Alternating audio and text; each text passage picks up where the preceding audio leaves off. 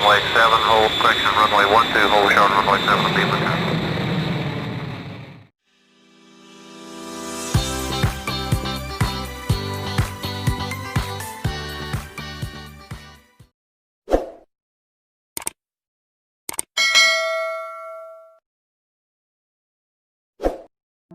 Hi everyone, welcome back to Airbus Boys official YouTube channel. In this video, we'll be doing a detailed analysis of flight IX1344 crash and all its contributory factors, a human error or a total act of negligence. So as per the available data, the aircraft was an Air India flight IX344 operating a routine repatriation flight from Dubai to Kozhikode. It was a 13-year-old Boeing 737 operated by Air India Express with an Indian registration mark of Victor Tango Alpha X-ray Hotel, carrying about 190 passengers and scheduled to arrive at 1941 hours.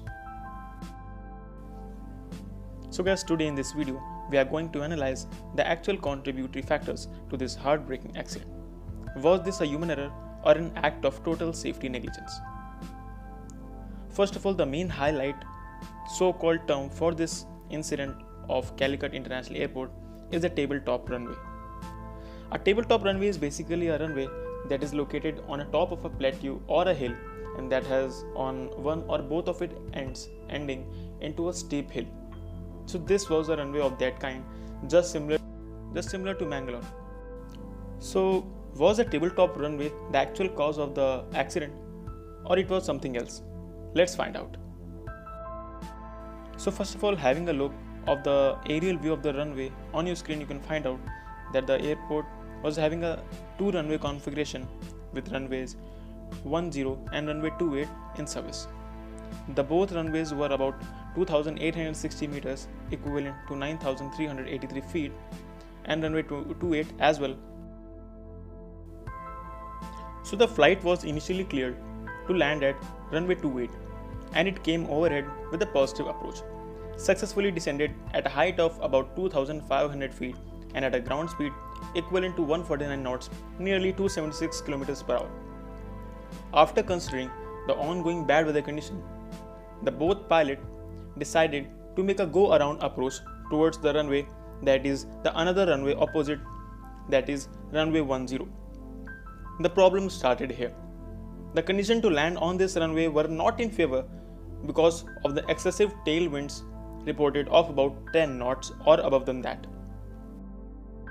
So as a basic principle, all of you know that the aircraft lands against the wind and not with the wind, so that the flight controls get their full usage. But with tailwinds, the approach speed becomes high and the approach becomes quite unstable as well. So the speed wasn't decreasing, instead increasing at this moment. Further, the investigation report also tells us the other factors that came into play. The first factor, rubber deposits caused over time whenever an aircraft hits the tarmac reduce the friction coefficient of the aircraft. So the aircraft lost sufficient length during that time. Secondly, the water patches and standing water of about 1.5 mm was found on the runway that made the contact time of tires on the runway late up to 5 to 8 seconds, and believe me, that is very crucial during approach phase of the aircraft, especially in this tailwind condition, meaning the aircraft lost some of its time in causing a positive brake to the aircraft. The third reason was that the brakes couldn't hold back the aircraft because of the visible water patches, as there was no proper drainage system on the runway. So my audience, what do you think? Were these reasons enough to cause such a detrimental crash such that the aircraft splits into two halves? Were these reasons enough? The answer is no. A big no.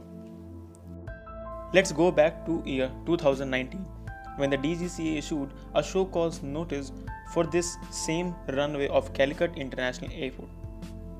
The below were the mentioned points in that report. Cracks observed on runway. The transverse slope was exceeding its limit, which is basically, according to ICAO standards, should not be more than 1.5% because that slope is basically meant for proper drainage of the water.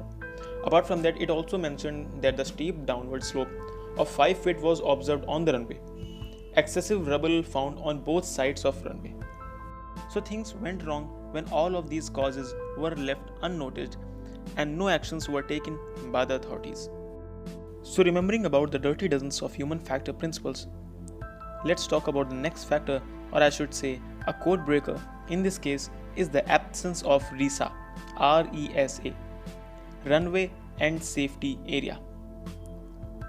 I repeat, runway END end safety area. Right after the Mangalore crash of year 2010, a report was issued by the same pilot clearly saying that keeping in mind these accidents, RESA should be provided at every airports across India, or especially most of these kind of runways having a tabletop configuration should be equipped with such safety measures. Also, he said that runway 10 shouldn't be used for landing at all because it doesn't has the required RESA, but still in this case it was used. A total act of negligence and deviation from the operating norms caused death of both pilots along with more than 20 passengers. And many more incidents will still continue to come if same negligence stays to happen again and again by airport authorities of India, by Director General of Civil Aviation, and of any other person who is sitting at a post who is diligently responsible for the so cause of these accidents. So ending the video, I would only like to say that our deepest condolences are with the families of deceased pilots and passengers in the accident. And guys, my only motto of making this video was to just clear the idea that it was not just the tabletop runway that caused the accident. It was not just the bad weather conditions that caused the accident. It was not just any sort of human error that caused the accident, but things went wrong at the wrong time. And all of that because there were some voices being unheard. Thank you for making us a part of a day.